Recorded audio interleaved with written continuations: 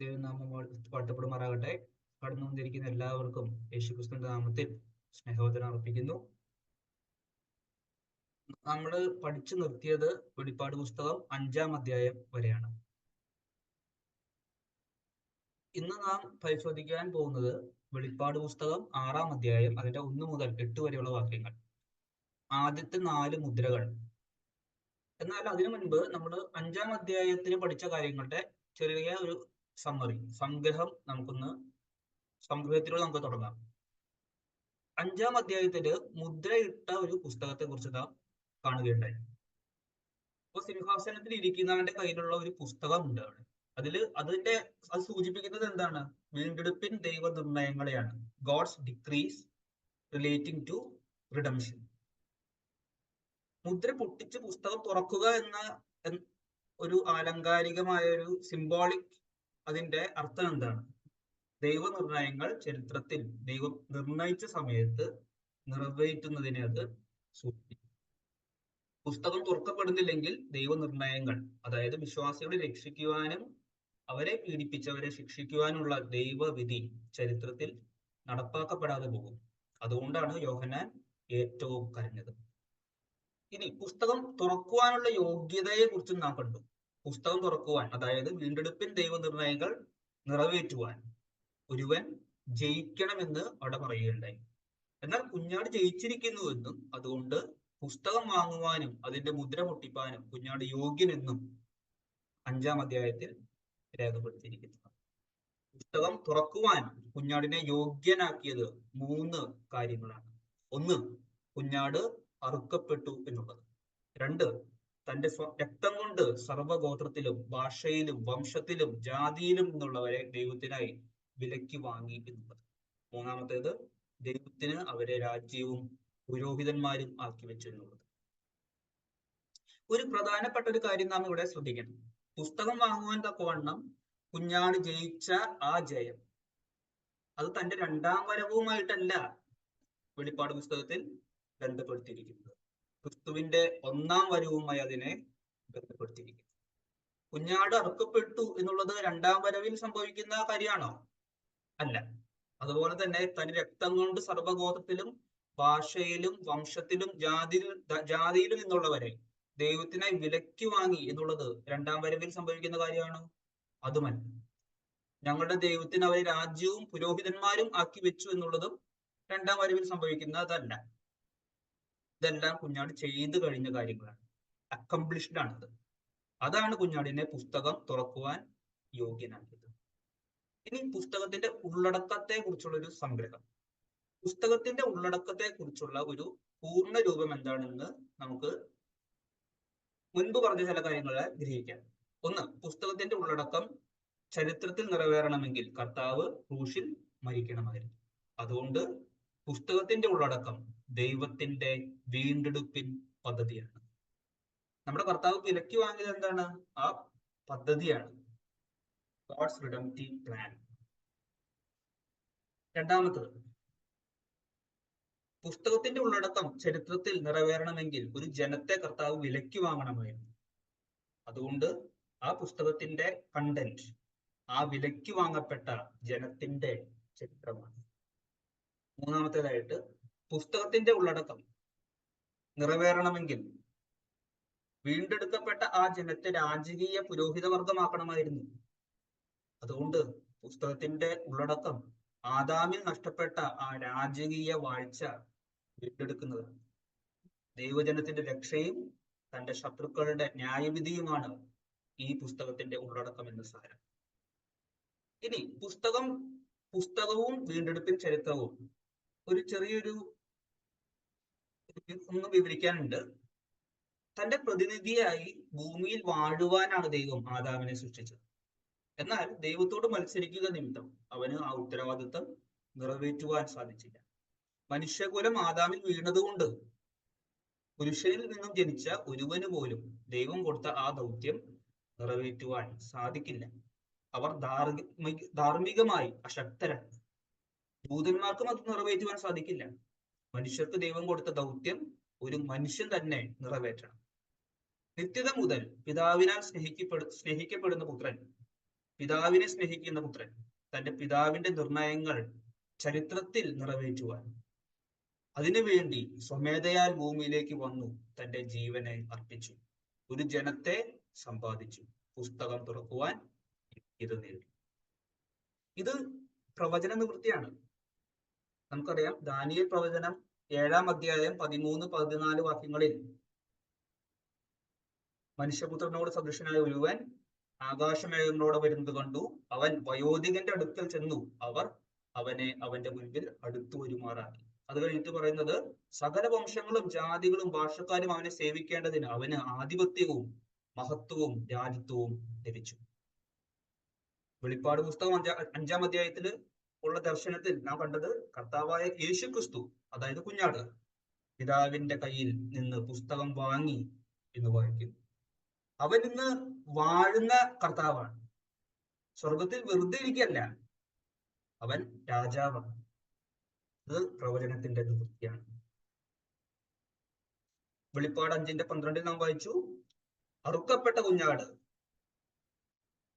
ശക്തിയും ധനവും ജ്ഞാനവും ബലവും ബഹുമാനവും മഹത്വവും സ്തോത്രവും ലഭിപ്പാൻ യോഗ്യൻ. യേശുക്രിസ്തു തന്റെ മരണ പുനരുദ്ധാന സ്വർഗാരോഹണത്താൽ ആ അധികാരം ലഭിച്ചവനാണ് എന്ന് പുതിയ നിയമത്തിൽ ഉടനീളം സാക്ഷ്യപ്പെടുത്തുന്നു. ചില റെഫറൻസുകൾ പറയാം. വെളിപ്പാട് പുസ്തകം 3-ാം അധ്യായം 21-ാം വാക്യത്തിൽ ഞാനും ജയിച്ച് എന്റെ പിതാവിനോട് കൂടെ അവന്റെ സിംഹാസനത്തിൽ ഇരുന്നത് പോലെ തന്നെ എന്നുള്ള പ്രയോഗം കാണുന്നുണ്ട്. ഓൾറെഡി ഇരുന്ന കാര്യമാണത്. വെളിപ്പാട് 12:5 പറയുന്നു, കുട്ടി ദൈവത്തിന്റെ അടുക്കലേക്കും അവന്റെ സിംഹാസനത്തിലേക്കും പെട്ടെന്ന് എടുക്കപ്പെട്ടു. യേശുക്രിസ്തുവിന്റെ സ്വർഗാരോഹണത്തിന്റെ സമയത്ത് അവൻ സിംഹാസനത്തിലേക്ക് എടുക്കപ്പെട്ടു എന്നാണ് നാം വായിക്കുന്നത്. വെളിപ്പാട് 12:10 നാം വായിക്കുന്നു, ഇപ്പോൾ നമ്മുടെ ദൈവത്തിന്റെ രക്ഷയും ശക്തിയും രാജ്യവും അവന്റെ ക്രിസ്തുവിന്റെ ആധിപത്യവും തുടങ്ങിയിരിക്കുന്നു. വെളിപ്പാട് പുസ്തകം 1:5 പറയുന്നത് ഭൂരാജാക്കന്മാർക്ക് അധിപതി ആയ യേശുക്രിസ്തു. വെളിപ്പാട് 3:7 പറയുന്നു ദാവീദിന്റെ താക്കോലുള്ളവൻ.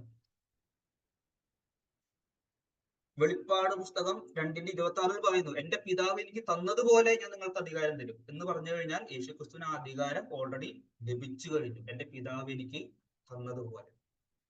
പുസ്തകം തുറക്കുവാനുള്ള അധികാരം പിതാവിൽ നിന്നും യേശുക്രിസ്തുവിന് ലഭിച്ചു കഴിഞ്ഞു. കർത്താവിന്റെ മരണ പുനരുദ്ധാനത്താലാണ് കർത്താവിന് ആ അധികാരം ലഭിച്ചത്. അങ്ങനെയെങ്കിൽ പുസ്തകത്തിലുള്ള പല കാര്യങ്ങളും നിറവേറുന്നത് ഈ സഭാ കാലയളവിലാണ്. കർത്താവായ യേശുക്രിസ്തുവിന് ലഭിച്ച അധികാരം അവൻ ഇന്ന് പ്രയോഗിക്കുന്നു. ദൈവത്തിന്റെ നിർണയങ്ങൾ നടപ്പാക്കുന്നു. അതാണ് 6-ാം അധ്യായത്തിൽ നാം കാണുന്നത്. ഇനി നമുക്ക് 4 മുദ്രകളെ കുറിച്ചൊന്ന് വിശദമായി പരിശോധിക്കാം.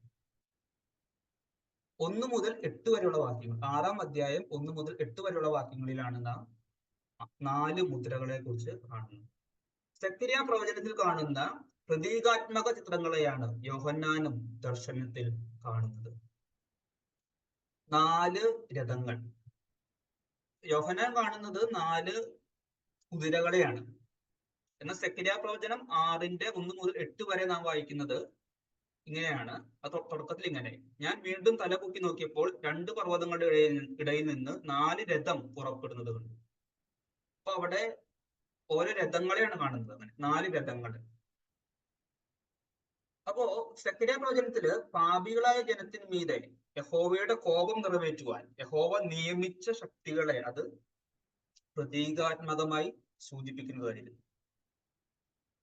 അവിടെ സെഖര്യാ പ്രവചനം 6:5 പറയുന്നുണ്ട് ആകാശത്തിലെ 4 കാറ്റാകുന്നു ഈ 4 രഥങ്ങളുടെ. അത് കഴിഞ്ഞിട്ട് 8-ാം വാക്യത്തിൽ പറയാണ്, അവൻ എന്നോട് ഉറക്കെ വിളിച്ചു, വടക്കേ ദേശത്തേക്ക് പുറപ്പെട്ടിരിക്കുന്നവ വടക്കേ ദേശത്തേക്ക് എന്റെ കോപത്തെ ശമിപ്പിച്ചിരിക്കുന്നു എന്ന് പറഞ്ഞു കഴിഞ്ഞാൽ യഹോവയുടെ കോപം പാപികളുടെ മേൽ നിവർത്തിക്കുവാൻ വേണ്ടിയുള്ള യഹോവ നിയമിച്ച ശക്തികളാണ് ഈ രഥങ്ങൾ. അതേ ചിത്രം തന്നെയാണ് നാം വെളിപ്പാട് പുസ്തകത്തിൽ കാണുന്നത്.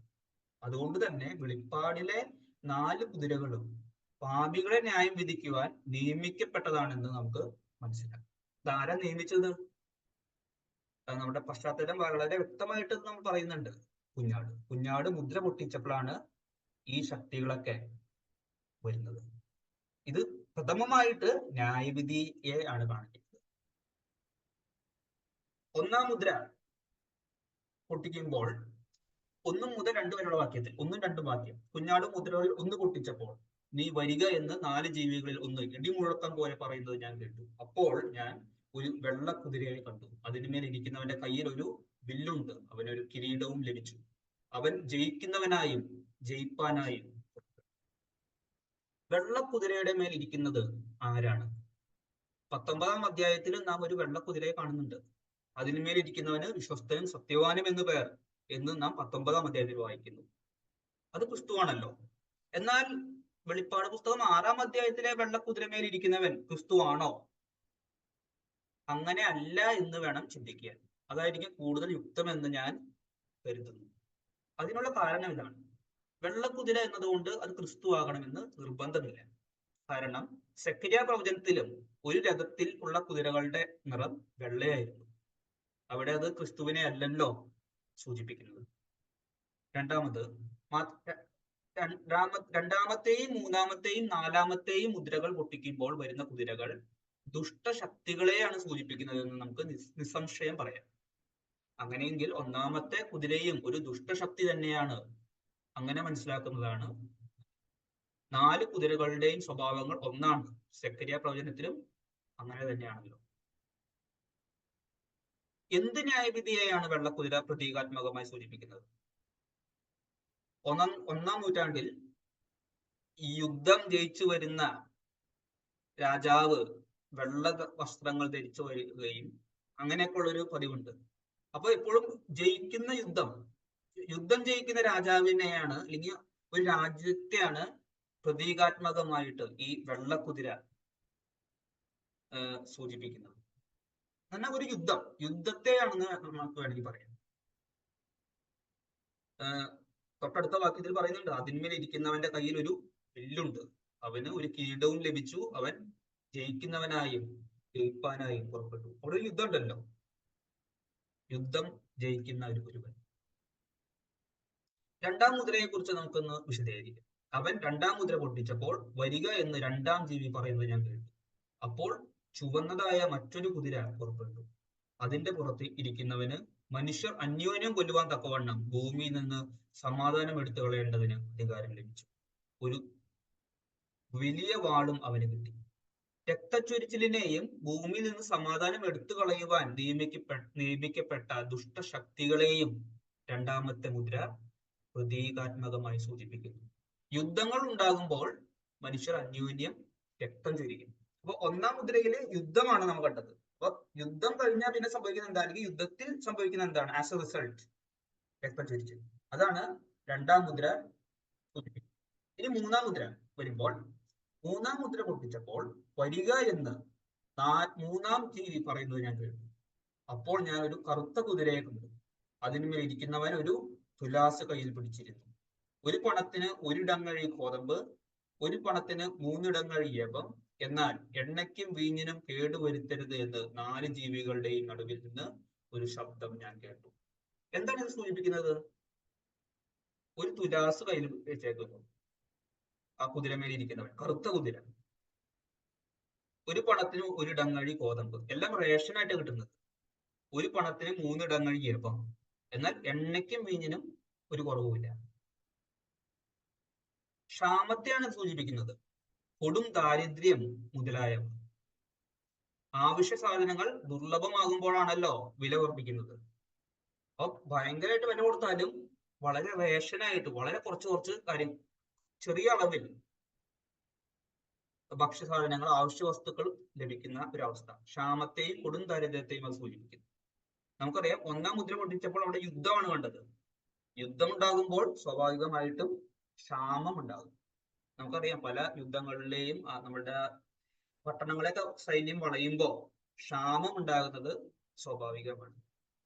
ഈ 4-ാം മുദ്ര പൊട്ടിക്കുമ്പോൾ നാം വായിക്കുന്നത് ഇങ്ങനെയാണ്.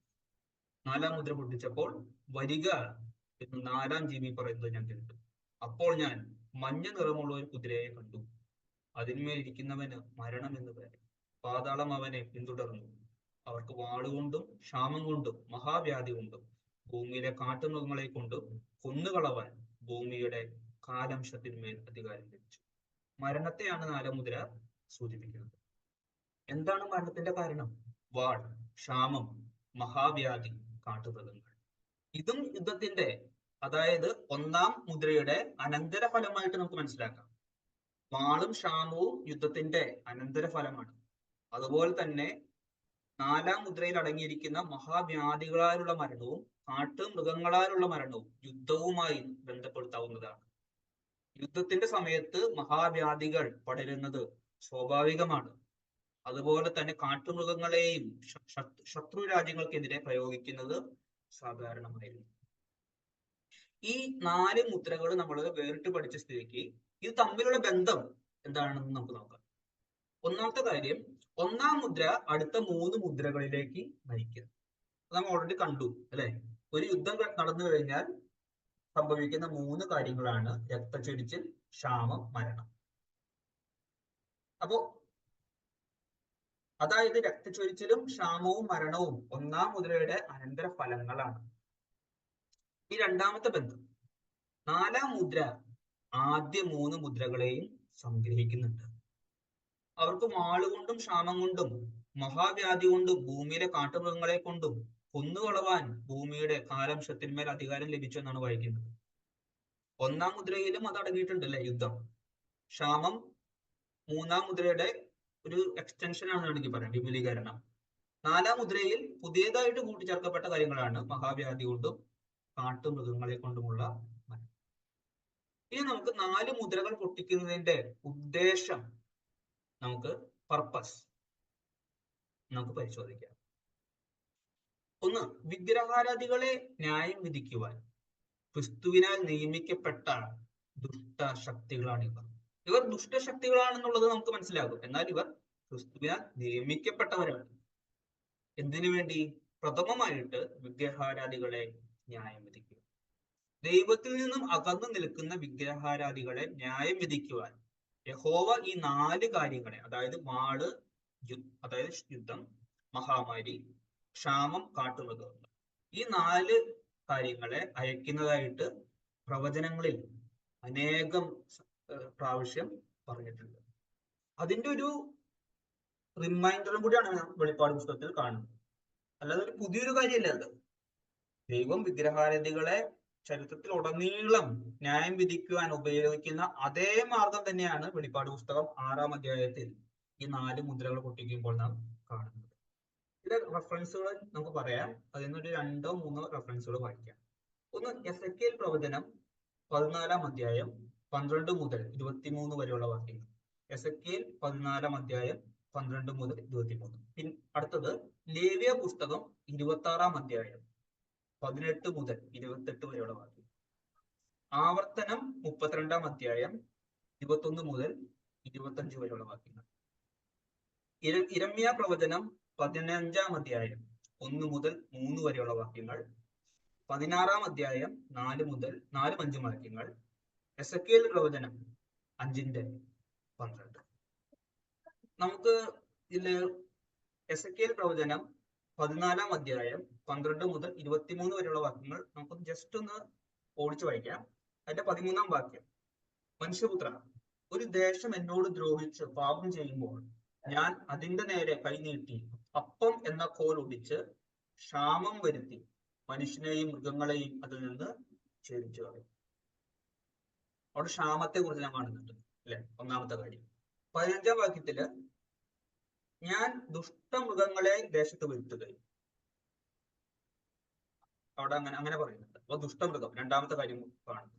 ഈ 17-ാം വാക്യത്തില് അല്ലെങ്കിൽ ഞാൻ ആ ദേശത്തിൽ വാൾ വരുത്തി, വാളെ ഈ ദേശത്ത് കൂടി കടക്കുക എന്ന് കൽപ്പിച്ച് മനുഷ്യരെയും മൃഗങ്ങളെയും അതിൽ നിന്ന് ഛേദിച്ചു കളഞ്ഞാൽ. അപ്പൊ മൂന്നാമത്തെ കാര്യം.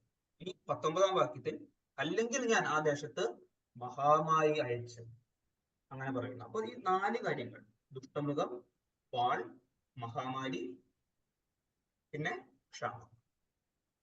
അതുപോലെ തന്നെയാണ് ലേവ്യ പുസ്തകം 26-ാം അധ്യായം 18 മുതൽ 28 വരെയുള്ള വാക്യത്തിൽ. ഒന്ന്, കാട്ടുമൃഗം, വാൾ, മഹാമാരി, അപ്പം എന്ന കോൽ, അതായത് ക്ഷാമം.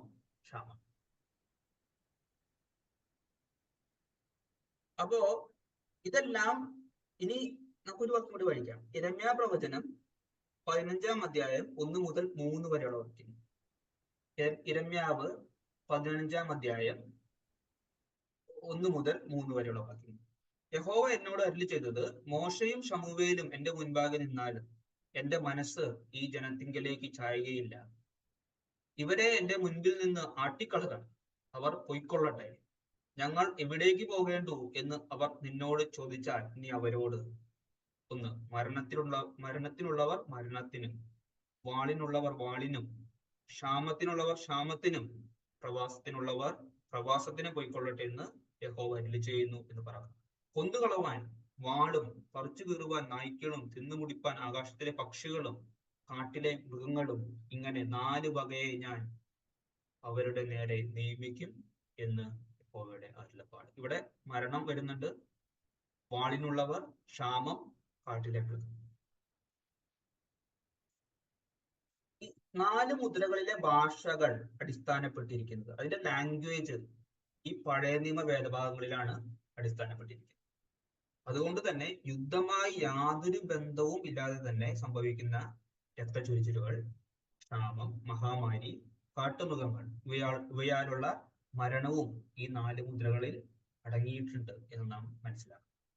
യുദ്ധം വേണമെന്നില്ല അല്ലെ മഹാമാരി വരാൻ, യുദ്ധം നിർബന്ധമില്ല കാട്ടുമൃഗങ്ങൾ വരാൻ, ക്ഷാമം വരാൻ. അല്ലാതെയും പല മഹാമാരികളും ക്ഷാമവും കാട്ടുമൃഗശല്യങ്ങളും ഉണ്ടാകാറുണ്ട്. അത് നിമിത്തം അനേകം മരണപ്പെടുന്നു. ഇതെല്ലാം ഇതിൽ ഉൾപ്പെടുന്നുണ്ട്. ഇനി 4 മുദ്രകൾ ആർക്കൊക്കെയാണ് ബാധകം എന്നുള്ളത് നമുക്ക് പരിശോധിക്കാം. ഒന്നാമത്തെ കാര്യം, ഇത് വളരെ സൂക്ഷ്മതയോടുകൂടി പഠിക്കേണ്ട കാര്യമാണ്. ആർക്കൊക്കെയാണ് ബാധകം? അല്ലെങ്കിൽ നമുക്ക് പല തെറ്റിദ്ധാരണകൾ വരും. ഒന്നാമത്തത് നാം ഇതുവരെ കണ്ടു, ന്യായവിധിയായിട്ടാണിത്.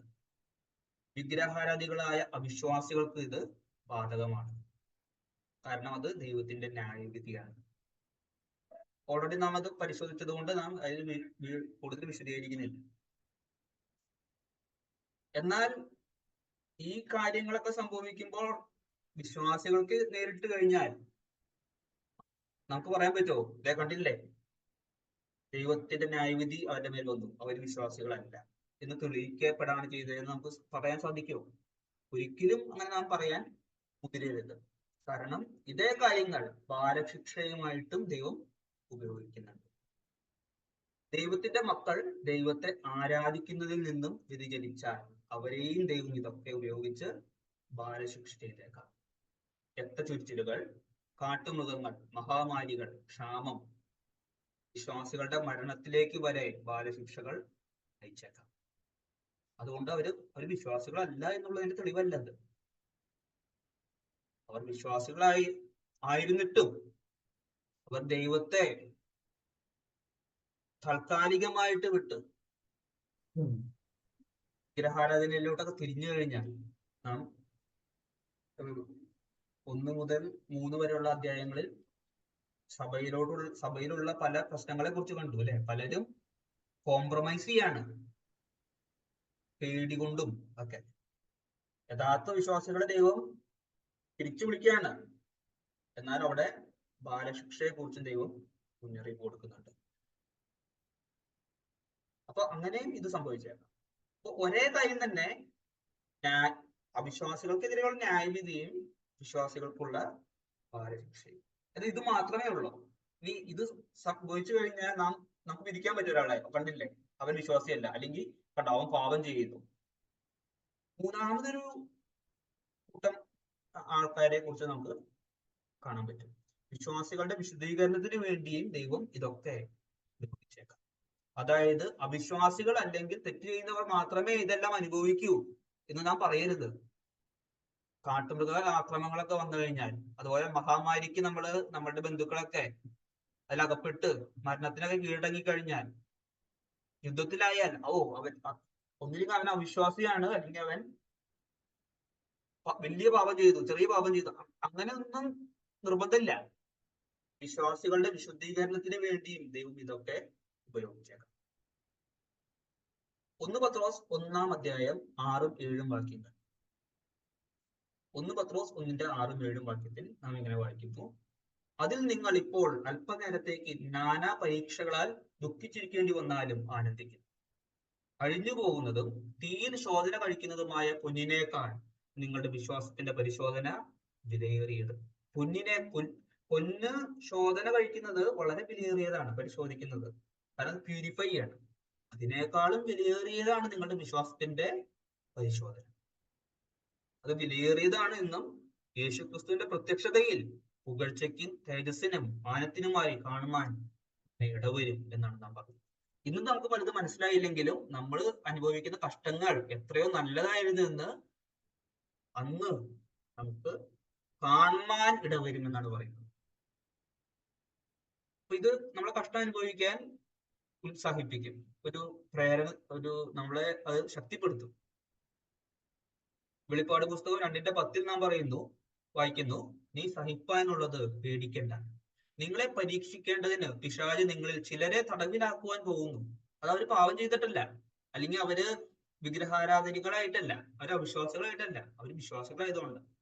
10 ദിവസം നിങ്ങൾക്ക് ഉപദ്രവം ഉണ്ടാകും, മരണപര്യന്തം വിശ്വസ്തനായിരിക്കുക, എന്നാൽ ഞാൻ ജീവകിരീടം നിനക്ക് തരും.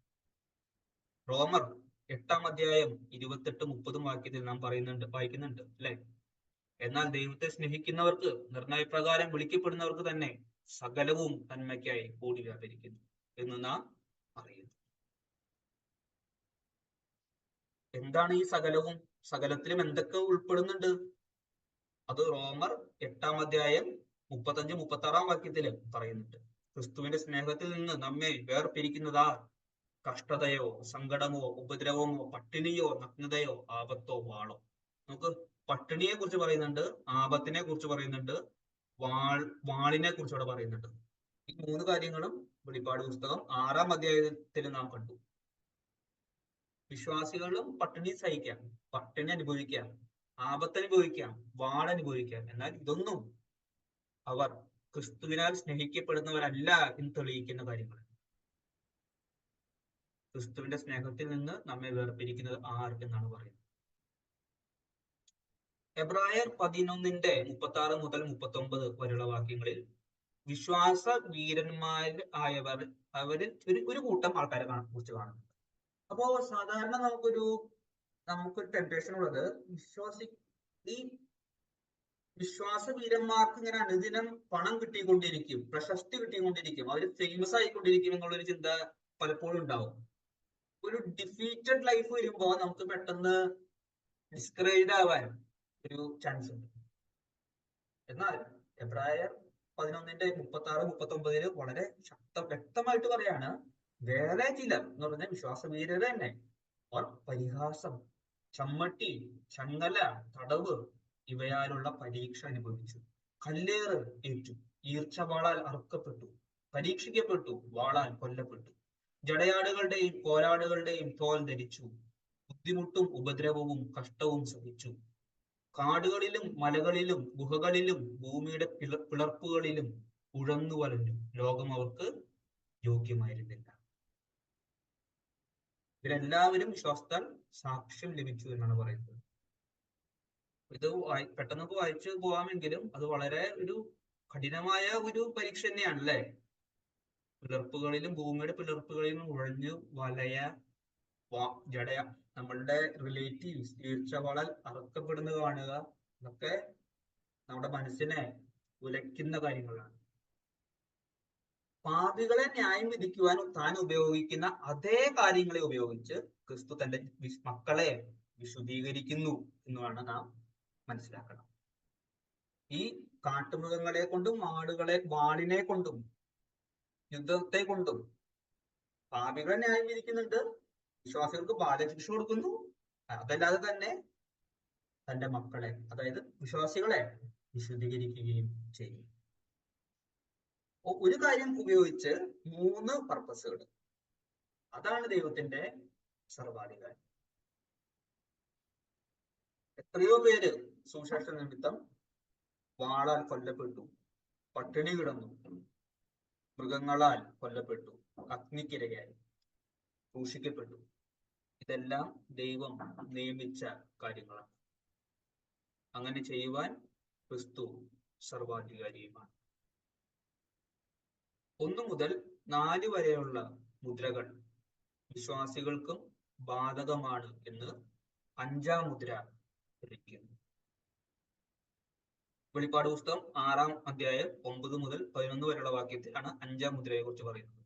അപ്പൊ ഈ 4 മുദ്രകളെ കുറിച്ച് പറഞ്ഞു കഴിഞ്ഞിട്ട് ഉടനെ തന്നെ പറയാണ്, അവൻ 5-ാം മുദ്ര പൊട്ടിച്ചപ്പോൾ ദൈവവചന നിമിത്തവും തങ്ങൾ പറഞ്ഞ സാക്ഷ്യം ഹേതുവായും അറുക്കപ്പെട്ടവരുടെ ആത്മാക്കളെ ഞാൻ യാഗപീഠത്തിന് കീഴിൽ. അപ്പോ അറുക്കപ്പെട്ടവരുടെ ആത്മാക്കളെ കാണാണ്. തൊട്ടു മുൻപ് ഈ വാൾ, ക്ഷാമം, മരണം ഒക്കെ കാണാണ്. അപ്പോ അതിൽ വിശ്വാസികൾക്കും ഒരു പങ്കുണ്ട്. വിശ്വാസികൾ അതിൽ നിന്നും ഐസൊലേറ്റഡ് അല്ല. വിശ്വാസികളും മരണപ്പെടുന്നുണ്ട്, വാളാൽ കൊല്ലപ്പെടുന്നുണ്ട്, അവരുടെയും രക്തം ചിന്തുന്നുണ്ട്. ആ അറുക്കപ്പെട്ടവരുടെ ആത്മാക്കളെയാണ് 5-ാം മുദ്ര പൊട്ടിക്കുമ്പോൾ യോഹന്നാൻ കാണുന്നത്. അപ്പൊ വിശ്വാസികൾ ഈ 4 മുദ്രകളിൽ അടങ്ങിയിട്ടില്ല എന്ന് നാം ഒരിക്കലും പറയരുത്. അങ്ങനെ അടങ്ങിയിട്ടുണ്ട് അവർ. അതാണ് കോണ്ടെക്സ്റ്റ് നമ്മളെ പഠിപ്പിക്കുന്നത്. ഇനി 4 മുദ്രകളിൽ പറഞ്ഞിരിക്കുന്ന സംഭവങ്ങൾ എപ്പോൾ നിറവേറും? ഈ പുതിയനിയമ സഭാ കാലയളവിൽ ഉടനീളം അത് സംഭവിക്കുന്നു. യേശുക്രിസ്തു ഇതേ കാര്യം പറയുന്നുണ്ട്. മത്തായി 26-ന്റെ 6-ലും 6 മുതൽ 8 വരെയുള്ള വാക്യത്തിൽ യുദ്ധങ്ങളെ കുറിച്ച് പറയുന്നുണ്ട്, ക്ഷാമത്തെ കുറിച്ച് പറയുന്നുണ്ട്. യുദ്ധങ്ങളില്ലാത്ത ഏത് കാലമാണ് മനുഷ്യ ചരിത്രത്തിൽ ഉണ്ടായിട്ടുള്ളത്? ക്ഷാമവും മഹാമാരിയും കാട്ടുമൃഗ ഭീഷണിയും രക്തചൊരിച്ചിലും ഇല്ലാത്ത ഏത് കാലമാണ് ഈ ദുഷ്ടലോകത്തിൽ ഉണ്ടായിട്ടുള്ളത്? വിശ്വാസികൾ മരണഭീഷണി നേരിടാത്ത ഒരു കാലവും ഉണ്ടായിട്ടില്ല. ഓരോ വിശ്വാസികളും ഉപദ്രവിക്കപ്പെടുവാൻ നിയമിക്കപ്പെട്ടവരാണെന്ന് ഫിലിപ്പ് ലേഖനം 1:29 വായിക്കുന്നു.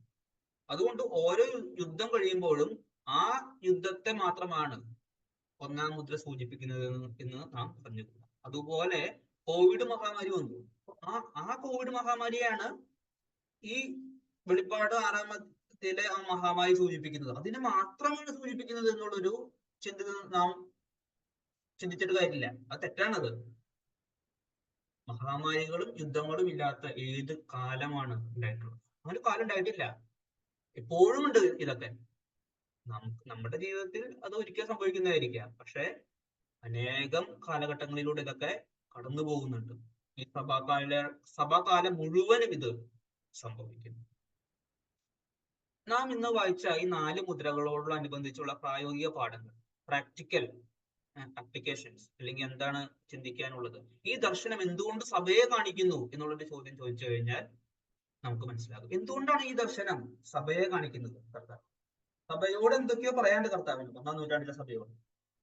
1-ാം നൂറ്റാണ്ടിലെ സഭയ്ക്ക് വേണ്ടിയാണ് ഈ ദർശനം യോഹന്നാന് ലഭിക്കുന്നത്. ആ കാലത്ത് സഭ നേരിടുന്ന വെല്ലുവിളികൾ എന്തെല്ലാമായിരുന്നു എന്ന് നമുക്ക് ചിന്തിച്ചു കഴിഞ്ഞാൽ അതിനുള്ള ഉത്തരം. 1, വിഗ്രഹാരാധനയോടും ഹിതോപദേശത്തോടും സന്ധി ചെയ്യുവാൻ, കോംപ്രമൈസ് ചെയ്യുവാൻ ഒരുങ്ങി നിൽക്കുന്ന ഒരു കൂട്ടം വിശ്വാസികളുടെ ഇടയിലും ഒരു കൂട്ടം മനുഷ്യർ വിശ്വാസികളുടെ ഇടയിൽ ഉണ്ടായിരുന്നു. കോംപ്രമൈസ് ചെയ്യാൻ വേണ്ടി കാത്തിരിക്കവര്. അവർക്കൊരു മുന്നറിയിപ്പാണ് ഈ ദർശനം. പഴയ നിയമകാലത്ത് വിഗ്രഹാരാധികളെ വാളും കാട്ടുമൃഗങ്ങളും മഹാമാരിയും ക്ഷാമവും ഉപയോഗിച്ച് ദൈവം ന്യായം വിധിച്ചിട്ടുണ്ടെങ്കിൽ ദൈവത്തിന്റെ സ്വഭാവത്തിന് ഒരു മാറ്റവും സംഭവിച്ചിട്ടില്ല. അവൻ വിഗ്രഹാരാധികളെ ന്യായം വിധിക്കുക തന്നെ ചെയ്യും.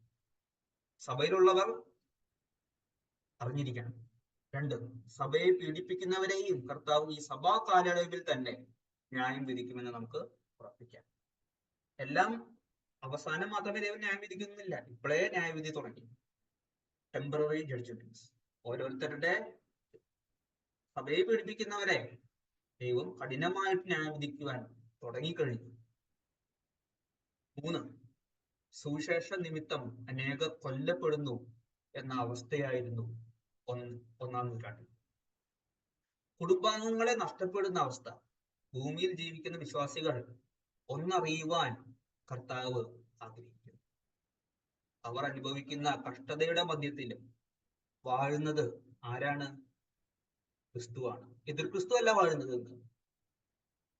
പല ദുഷ്ടശക്തികളും അഴിഞ്ഞാടുമ്പോഴും അവരെ വാഴുന്നത് ആരാണ്? ക്രിസ്തുവാണ്. ക്രിസ്തുവാണ് മുദ്ര പൊട്ടിക്കുന്നത് എന്നുള്ളത് നാം മനസ്സിലാക്കണം. വിശ്വാസികളുടെ വിശ്വാസത്തിന്റെ പരിശോധനയ്ക്കായി അവൻ കഷ്ടങ്ങൾ നിയമിക്കുന്നു. അതുകൊണ്ട് ഇതിനെല്ലാം ഒരു നല്ല പര്യവസാനമുണ്ട്. അത് വിശ്വാസികൾ ഒരു ഉദ്ദേശവുമില്ലാത്ത കഷ്ടപ്പാടുകൾ ഒരു ദൈവമകനോ മകളോ ഇന്ന് വരെ അനുഭവിച്ചിട്ടില്ല. പർപ്പസ്ലെസ് ഈവിൾ, പർപ്പസ്ലെസ് അഫ്ലിക്ഷൻസ് ഇതുവരെ ആർക്കും ഉണ്ടായിട്ടില്ല. എല്ലാത്തിനും ഒരു പർപ്പസ് ഉണ്ട്. കാരണം ഇതെല്ലാം നിയമിക്കുന്നത് കുഞ്ഞാടാണ്. കുഞ്ഞാട് ചെയ്യുന്ന ഒന്നും പർപ്പസ് ഇല്ലാത്തൊരു കാര്യമല്ല. എല്ലാത്തിനും ഒരു ഉദ്ദേശമുണ്ട്. അവരുടെ ആത്യന്തിക നന്മയ്ക്കായിട്ട് ഇതെല്ലാം ദൈവ നിയമിതമാണ്. God decreed. റോമ 8:28 വാക്യത്തിൽ നാം വായിക്കുന്നു, എന്നാൽ ദൈവത്തെ സ്നേഹിക്കുന്നവർക്ക് നിർണയപ്രകാരം വിളിക്കപ്പെട്ടവർക്ക് തന്നെ സകലവും നന്മയ്ക്കായി കൂടി വ്യാപരിക്കുന്നു എന്ന് നാം അറിയുന്നു. ഇതെല്ലാം ദൈവം എല്ലാം കൂടി ഒപ്പിക്കുന്നല്ല. ഇത് ദൈവത്തിന്റെ പർപ്പസാണ്. എല്ലാ കാര്യങ്ങളും ദൈവം ശരിയാവുമോ എന്ന് നോക്കി എല്ലാം കൂടി നമ്മൾ ഒപ്പിച്ചു വെക്കുന്നതല്ല. ദൈവം ഈസ് റൂളിങ്, ഹീസ് സോവറൈൻ. അവൻ സർവാധികാരിയാണ്. പാട്ടുകാരൻ ഇങ്ങനെ പറയുന്നുണ്ട്, രക്ഷ തരുന്ന ഒരു ദൈവത്തിന്റെ കൈകൾ നിർദ്ദയമെന്ന വിധം പോന്നു, ശിക്ഷണമായവൻ ചെയ്തിടുമ്പോൾ ബഹു കർക്കശമായി വിളങ്ങും. പല കാര്യങ്ങളും നമുക്ക് മുൻപേ അത് നിർദ്ദയമായ കാര്യങ്ങളാണെന്ന് തോന്നും. പക്ഷെ കർക്കശമായിട്ട് വിളങ്ങും അവൻ ശിക്ഷിക്കുമ്പോൾ. പക്ഷെ ഇതൊക്കെ രക്ഷ തരുന്ന ദൈവത്തിന്റെ കൈകളാണ് ഇതൊക്കെ നിയമിക്കുന്നത്. എല്ലാത്തിനും പർപ്പസ് ഉണ്ട്. സഹിക്കാൻ കഴിയാത്തതാണ് വേദനകൾ എന്ന് നമുക്ക് തോന്നിയേക്കാം. എന്നാൽ നമുക്ക് വഹിക്കുവാൻ കഴിയുന്നതിനേക്കാളും അപ്പുറമായി ദൈവം ഒന്നും നിയമിക്കില്ല. അത് അവന്റെ ഉറപ്പാണ്. ദൈവനാമ നിമിത്തം ചില ബന്ധങ്ങൾ വരെ നാം ഉപേക്ഷിക്കേണ്ടി വരും. സത്യനിമിത്തം ഒറ്റപ്പെടുത്തലുകൾ ഉണ്ടാകുമ്പോൾ നാം നിരാശപ്പെടേണ്ട ആവശ്യമില്ല. അതും ദൈവനിയമിതമാണ്. ദൈവമാണ് ഏറ്റവും നല്ല മിത്രമെന്ന് നമുക്ക് അറിയുവാൻ ഇടവരും. അത് മാത്രം മതി അല്ലേ? അപ്പൊ അതുകൊണ്ടാണ് പാട്ടുകാരൻ പറയുന്നത്, മർദ്ദനമേൽക്കവേ ശോഭയേഴും രസം മുന്തിരി നൽകിയിടുമേ, ദൈവം മർത്തിനാമെന്നുടെ ഓഹരിയാകുകയും സൽഫലമേ ഇരിക്കും. മുന്തിരി മർദ്ദനം, മുന്തിരി ചെടീനെ അല്ലെങ്കിൽ മുന്തിരി പഴത്തെ അടിച്ചടിച്ചാണ് അതിന്റെ വീഞ്ഞുണ്ടാക്കുന്നത്. അപ്പോ രസം നൽകുന്നത് എപ്പോഴാ? അടി കൊള്ളുമ്പോഴാ. അതുപോലെ തന്നെ ഇതിന്റെ അവസാനം മർത്യരുടെ ഓഹരി കർത്താവാണെന്ന് നമുക്ക് അറിയും. അതാണ് ഇതിന്റെ സൽഫലം. അഹങ്കാരമുള്ള മനസ്സ് ദൈവത്തിന്റെ മുൻപിൽ നിന്ദ്യമായ കാര്യമാണ്. അഹങ്കാരം ഇല്ലാത്ത ആരുള്ളത്? എന്നാൽ അത് നിന്ദ്യമായൊരു കാര്യമാണ്. ദൈവം അതിനെ ഇഷ്ടപ്പെടുന്നില്ല. എന്റെ ബുദ്ധി എന്നുള്ള ചിന്ത, എന്റെ മനസ്സ്, എന്റെ മനസ്സിന്റെ ശക്തി, തീരുമാനങ്ങൾ എന്നുള്ള ചിന്ത, എന്റെ വിശ്വാസം, ആത്മീയമായ ചിന്ത, അത് എന്റെ വിശ്വാസം, ഞാൻ പരിപാലിക്കുന്ന എന്റെ വിശ്വാസം, എന്റെ പ്രവൃത്തികൾ എന്ന ചിന്ത, ഞാൻ പണിത എന്റെ സഭ എന്ന ചിന്ത. നെബൂഖദ്നേസർ പറഞ്ഞ പോലെ, ഞാൻ പണിത എന്റെ മഹദീയാം ബാബിലോൺ, ഞാൻ പരിപാലിക്കുന്ന എന്റെ കുടുംബം എന്ന ചിന്ത, എന്റെ ശക്തി, എന്റെ മക്കൾ, ഇങ്ങനെ പല ചിന്തകളും നമ്മുടെ മനസ്സിനെ ദൈവത്തിൽ നിന്നും അകറ്റി വിഗ്രഹാരാധനയിലേക്കും അഹങ്കാരത്തിലേക്കും നയിച്ചേക്കാം. വിശ്വാസികളിൽ നിന്നും അഹങ്കാരം മാറ്റുവാൻ ദൈവം ഉപദ്രവങ്ങളെ നിയമിക്കുന്നു. എവിടെയാണോ ചിലപ്പോൾ നമുക്ക് അഹങ്കാരമുള്ളത്, ചിലപ്പോൾ ദൈവം ആ സ്ഥലങ്ങളിലൊക്കെ തൊടും. ചിലപ്പോൾ നമ്മുടെ സഭയെ തൊടും. ചിലപ്പോൾ നമ്മുടെ മനസ്സിനെ ആയിരിക്കും ദൈവം തൊടാം. നമ്മുടെ ബുദ്ധിയെ ചിലപ്പോൾ ദൈവം തൊടും. നമ്മുടെ കുടുംബത്തെ ദൈവം തൊടും. നമ്മുടെ അഹങ്കാരം നീക്കിക്കളയുവാൻ വേണ്ടി. ചിലപ്പോൾ നമ്മൾ ബലഹീനരാകും. നാം ശരിയായ ഫലം കഴിച്ചില്ലെങ്കിൽ നാം ക്രിസ്ത്യാനികളാണെന്ന് പറഞ്ഞിട്ട് എന്താ കാര്യം? അപ്പോ നാം ശരിയായ ഫലം കഴിക്കുവാൻ തക്കവണ്ണം ദൈവം ഈ പ്രതിസന്ധികളെയും കഷ്ടങ്ങളെയും നിയമിക്കുന്നു. ദൈവരാജ്യത്തിന് കൊള്ളാകുന്നവരാകുവാൻ വേണ്ടി. കാരണം വിശുദ്ധീകരണം കൂടാതെ ദൈവത്തെ കാണുവാൻ സാധിക്കുകയില്ല. നമുക്കറിയാം, വിശുദ്ധ മന്ദിരത്തിലേക്കുള്ള കല്ലുകള് അത് പാറയിൽ ഉള്ളപ്പോ അതിന് ഒട്ടും ഷേപ്പില്ല, പല ഷേപ്പുകളിലാണുള്ളത്. രൂപമില്ലാ വെറും കല്ലുകളാണ്. എന്നാൽ വളരെ യുക്തവും ചന്തവുമായിട്ട് ദേവാലയത്തിൽ വെക്കണം. ഇതിനുവേണ്ടി ചെത്തുന്ന ഒരു പണിയുണ്ട്. അത് വേദനയുണ്ട്, നമുക്ക് സങ്കല്പിക്കാം, വേദനയായിട്ട്. അതുപോലെ തന്നെയാണത്. രൂപമില്ലാ വെറും കല്ലുകളായ നമ്മളെ ദൈവ മന്ദിരെ യുക്തവും ചന്തവുമായിട്ട് ചേർത്ത് വെച്ച് നിത്യയുഗമാ നിലനിൽക്കുവാൻ തക്കവണ്ണം ചെത്തുന്നു ശില്പിവരൻ എന്ന് പാട്ടുകാരൻ പാടുന്നു. സഖ്യമല്ലൊട്ടുമേ വേദന എന്നിഹ കല്ലുകൾ ചൊല്ലുകയിലും അവ മന്ദിരത്തിൻ പണിക്കൊത്തിടുവാനത് ചെത്തുന്നു ശില്പിവരൻ. ഈ ഒരു പാട്ട് എനിക്ക് വളരെ ഇഷ്ടപ്പെട്ടതുകൊണ്ടാണ് ഇതിനോട് ചേർത്ത് ഞാൻ പറയുന്നത്. വേറൊരു ഇല്ലസ്ട്രേഷൻ പറയാം. നമ്മളുടെ കറ്റകള്, പാടത്ത് കറ്റകൾ ഉണ്ടാവും. കറ്റയായിട്ട് കിടന്നു കഴിഞ്ഞാൽ ഒരു ഗുണവുമില്ല. പക്ഷെ കറ്റയെ മെതിക്കണം, എന്നാലാണ് നന്മണികൾ തരുള്ളൂ. അതുപോലെ തന്നെയാണ് കാലുകളിൽ കീഴ്മെതിയുണ്ട് കിടന്നിടും കറ്റയാം തന്റെ ജനം. തന്റെ ജനം ഒരു കറ്റയാണ് ഈ ഭൂമിയിൽ. എന്നാൽ അവർ പീഡകാലമതിൽ കനകാപ കലർന്നിടും നന്മണികൾ തരും. അവസാനം എന്താ സംഭവിക്കുക? ഈ ആഫ്റ്റർ അഫ്ലിക്ഷൻ നല്ല മണികൾ തരും, ഫ്രൂട്ട്സ്, ഗുഡ് ഫ്രൂട്ട്സ്.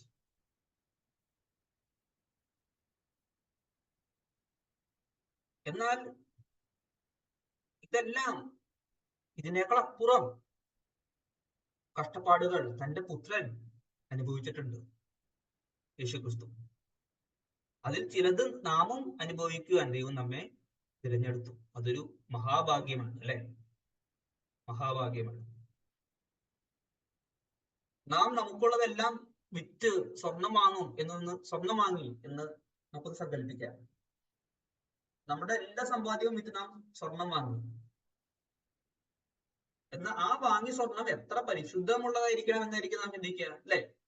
അതില് ആ സ്വർണം വാങ്ങിയത് ശരിക്കും സ്വർണ്ണം അല്ല എന്ന് നമുക്ക് തോന്നിക്കഴിഞ്ഞാൽ അത് നമ്മളെ നിരാശപ്പെടുത്തും. കാരണം അത് മോസ്റ്റ് പ്യൂർ സ്വർണ്ണമായിരിക്കണം. കാരണം ഞാൻ എന്റെ ജീവിതം കൊടുത്താണ് അത് സ്വർണം വാങ്ങിയത്. അങ്ങനെയെങ്കിൽ സ്വന്തം ജീവൻ ബലിയർപ്പിച്ചാണ് കർത്താവ് നമ്മെ വിലക്ക് വാങ്ങിയത്. നമ്മുടെ വിശ്വാസം താൻ സമ്പാദിച്ചതാണ്, അതും ഒരു കുറവുമില്ലാത്തതായിരിക്കണമെന്നും അശുദ്ധിയാൽ ഇടകലർന്നതായിരിക്കരുത് എന്നും കർത്താവ് ആഗ്രഹിക്കുന്നു. അതിൽ എന്താണ് തെറ്റ്? നമ്മുടെ നന്മയ്ക്ക് വേണ്ടിയാണത്. സ്വർണത്തെക്കാളും വിലയേറിയതായി കർത്താവ് നമ്മെ പരിഗണിക്കുന്നത് കൊണ്ടാണ് അത് സംഭവിക്കുന്നത്. അപ്പൊ പാട്ടുകാരൻ ഇങ്ങനെ വീണ്ടും പറയാണ്: 7 മടങ്ങേഴും ചൂളയിലാകിലോ കീടമെല്ലാം ഉരുകി ശുദ്ധ പൊന്നുപോലാകും ഞാൻ, ദൈവമേ നിൻ വിധി ന്യായവും സത്യവുമേ. ഇത് നമുക്ക് കൂടുതൽ ഹൃദയപൂർവ്വം പറയാൻ പറ്റുന്നത് ഭാവിയിലാണ്. കർത്താവിനെ നേരിൽ കാണുമ്പോഴേ നമുക്ക് പറയാൻ പറ്റും. എന്നാൽ നാം ഇത് ഇന്ന് വിശ്വാസത്താൽ നാം ഇത് ഓർക്കണം. മുദ്ര പൊട്ടിക്കുന്ന കുഞ്ഞാട് നമുക്ക് കേവലം ന്യായവിധി നടപ്പാക്കുന്ന, കഷ്ടങ്ങളെ നിയമിക്കുന്ന ഒരു വ്യക്തി മാത്രമല്ല, തൃത്വത്തിൽ രണ്ടാമനാണ് അവൻ. പിതാവിനാൽ നിത്യത മുതൽ സ്നേഹിക്കപ്പെടുന്ന പുത്രൻ, നമ്മുടെ കർത്താവും രക്ഷിതാവുമായ യേശുക്രിസ്തു. അവനാണ് ഈ മുദ്ര പൊട്ടിക്കുന്നത്. അതുകൊണ്ട് ഒരു പർപ്പസ്ലെസ് അല്ല, സ്നേഹമില്ലാത്ത പ്രവൃത്തികളല്ലത്. എല്ലാം ഒരു ഉദ്ദേശത്തിന് വേണ്ടിയിട്ടാണ്, അവന്റെ നാമമഹത്വത്തിനായിട്ട്, നമ്മുടെ നന്മയ്ക്കായിട്ട്. അതുകൊണ്ട് നമ്മുടെ കഷ്ടപ്പാടുകൾ ഓരോന്നിനും അർത്ഥമുണ്ടെന്നറിഞ്ഞ് ഓരോ കഷ്ടപ്പാടും നമുക്ക് ഓർത്ത് ദൈവത്തെ സ്തുതിക്കാം. പാപങ്ങളിൽ നിന്നും മനസ്സാന്തരപ്പെടാം, താഴ്മയോടിരിക്കാം. ദൈവം കൃപ തരട്ടെ. ഈ ചിന്തകളാൽ ദൈവം നമ്മെ അനുഗ്രഹിക്കട്ടെ. അവന്റെ നാമം മാത്രം മഹത്വപ്പെടുമാറാകട്ടെ.